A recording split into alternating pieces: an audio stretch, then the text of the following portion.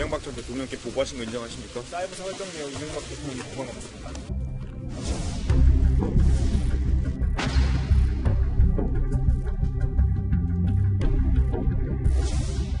보고를 하고 지시를 받았다는 진술을 정치 개입 보고로 각색해서 언론에 흘리는 것은 말 그대로 왜곡이고 거짓이며 그게 바로 정치 공작입니다.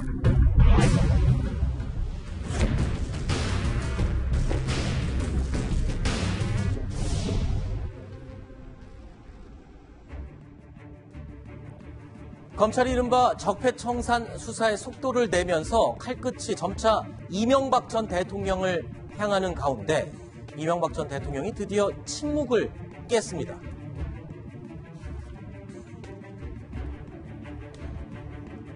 나라가 자꾸 과거에 발목 잡히는 것이 안타깝다. 이명박 전 대통령의 이 말을 이해하려면 먼저 이 사람의 목소리를 들어봐야 할 것 같습니다. 김관진 전 국방부 장관입니다. 그들은 본연 임무 수행을 위해서 최선을 다했습니다. 이명박 전 대통령께 보고하셨습니까? 자, 검찰의 칼끝이 이명박 전 대통령을 향하게 된 이유, 바로 김관진 전 장관의 진술 때문이죠.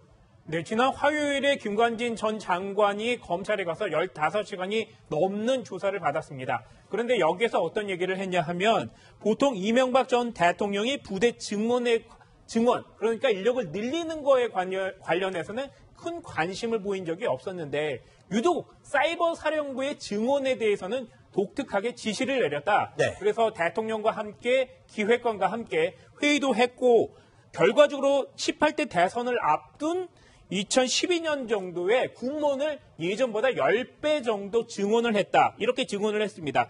그리고요, 김 전 장관은 이렇게 얘기했습니다. 당시에는 디도스와 관련된 것들이 한국에 매우 많이 발생하고 있어서 이와 관련된 그 증언일 것 같았다. 이렇게 증언했습니다. 네, 김관진 전 국방부 장관이 검찰에 소환되기 하루 전에 이명박 전 대통령이 이 측근들을 모아놓고 회의를 했다고 하는데 길정윤 차장, 그 과거에 발목 잡혔다라는 얘기가 그 자리에서 아마 나왔던 얘기 같아요. 그렇습니다. 분위기가 어땠답니까? 뭐 당연히 분위기가 좀 싸늘했겠죠. 그렇겠죠. 그리고 이번 사건 때문에 딱 회의를 한 건 아니고요. 이명박 전 대통령은 지금까지도 그 청와대에서 나온 이후에 한 달에 한 번 내지는 두세 달에 한 번씩 그때 당시 참모들과 회의 비슷한 형식의 자리로 앉아서 돌아가는 전국에 대해서도 얘기하고 여러 가지 사안에 대해서 논의를 합니다. 이번도 그런 자리였던 것 같고요. 이 자리에서 이제 최근에 가장 큰 정치 현안은 역시 적폐청산이고 뭐 같이 일했던 김관진 장관의 구속 뭐 이런 것들이었기 때문에 그 얘기가 오가던 도중에 이명박 전 대통령이 그렇게 안타까움을 표시했다는 그런 얘기를 전했습니다. 네, 김관진 전 국방부 장관에 대한 이 법원의 영장 실질 심사가 오늘 진행이 됐습니다. 자, 구속 여부는 오늘 밤 늦게 좀 결정이 될 것 같은데 검찰이 낸 구속영장 내용을 좀 살펴보니까요. 이 중요한 내용이 근데 빠져 있는 것 같습니다. 정작 이명박 전 대통령에 관한 내용이 영장 내용에는 없다고요?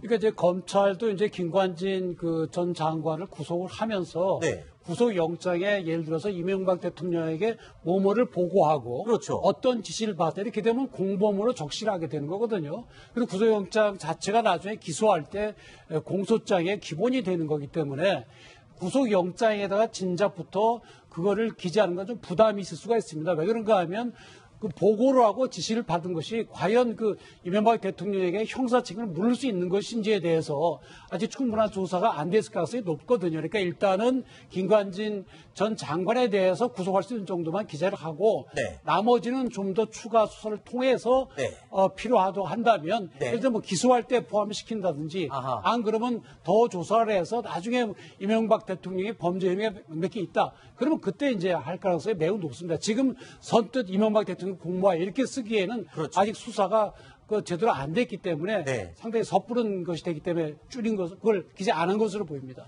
알겠습니다. 자, 때가 되면 말씀을 드릴 기회가 있을 것입니다. 이 말 누가 있는지 아십니까? 이명박 전 대통령이 SNS를 통해서 입장 표명을 밝혔습니다. 자, 이렇게 이 말을 한 지가 벌써 40여일이 지났는데 이후 대외 활동 등 외부 일정도 최소화하고 있는 상황인데요. 자, 긴 잠행 끝에 이명박 전 대통령은 비행기표를 끊었습니다.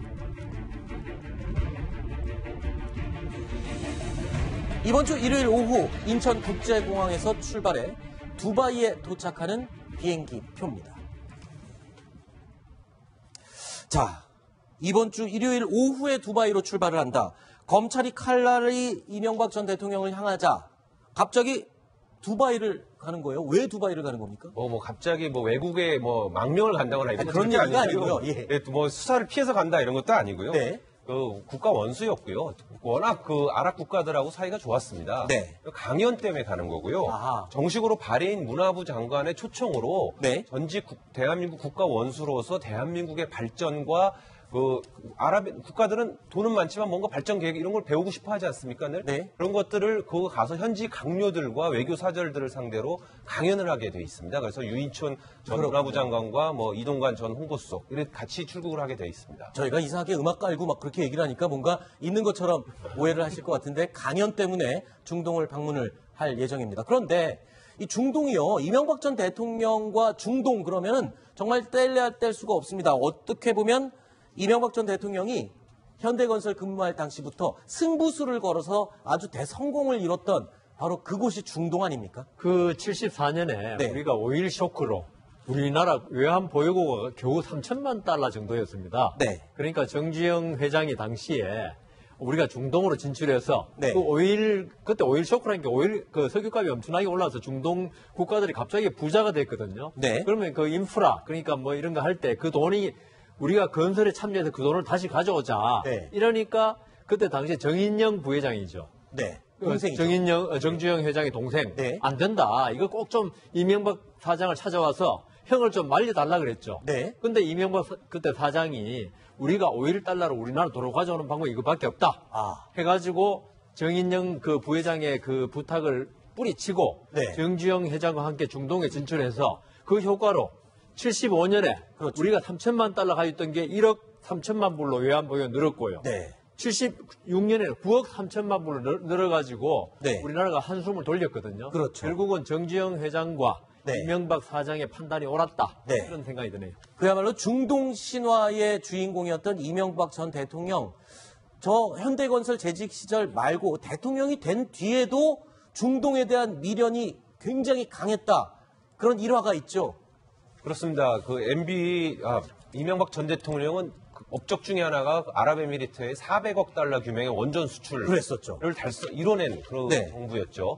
당시에 사실 아랍에미리트를 비롯해서 중동 국가들의 원전 시장은 미국 또는 프랑스가 다 장악을 하고 있었습니다. 네. 그 자리에 우리나라 대통령이 직접 이거를 한번 해보자라고 해서 여러 번 참모들에게 얘기를 했는데 그러다 보니 잘 안 되니까 대통령이 직접 전화를 걸겠다. 네. 그래서 아랍에미리트의 왕세자에게 전화를 연결해라 했는데 이제 그쪽에서 받지 않으니까 왜 안 받은 겁니까? 그러니까 우리랑은 얘기하기 싫다 이렇게. 그렇죠. 어차피 이미 다 국제 시장에서 다 프랑스 원전을 짓기로 이미 어느 정도 다 윤곽이 있는 상황에서 갑자기 한국 대통령이 자꾸 전화를 해서 받아라고 하니까 네. 피한 거죠. 근데 그래서 또 계속하고 또 하고 하니까 이제 너무 대통령이 직접 전화를 하는 것은 의전에 맞지 않습니다라는 건의가 있었음에도 이 사람아 지금 수십 년 먹을 거리가 날아갈 판인데 이게 무슨 대수냐 빨리 계속 전화를 연결해라고 지시를 했다는 일화가 있고요. 네. 그렇게 열심히 전화도 하고 직접 중동을 가서 설득을 하고 그런 과정을 통해서 저희가 그때 400억 달러 바카라 원전 총괄 사업을 따냈죠. 네. 이명박 대통령이 재임 중에 네.